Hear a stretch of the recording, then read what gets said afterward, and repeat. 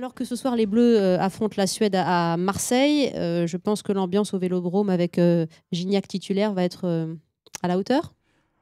Je pense que effectivement, on peut dire que c'est une affaire enfin des affaires plutôt, puisque vous venez de rappeler qu'il y avait une affaire autour effectivement de l'Olympique de Marseille et notamment aussi des matchs en Ligue 2. C'est des affaires qui tombent très mal pour le football français, qui a traversé des spasmes ces dernières années. On se souvient du traumatisme notamment de Naïsna, de l'affaire des quotas. Et aujourd'hui, c'est plus maintenant une question autour de l'argent, tout simplement, puisque vous disiez tout à l'heure pourri, mais pourri, évidemment, c'est autour de la présence de l'argent dans ce milieu.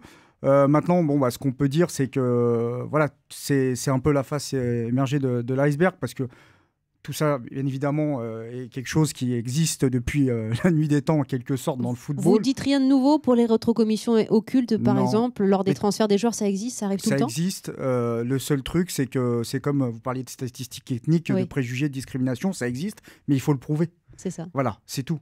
Et les rétrocommissions, quand vous discutez avec des gens du milieu, avec des agents, avec des directeurs sportifs, évidemment, il y a des non-dits et des dits.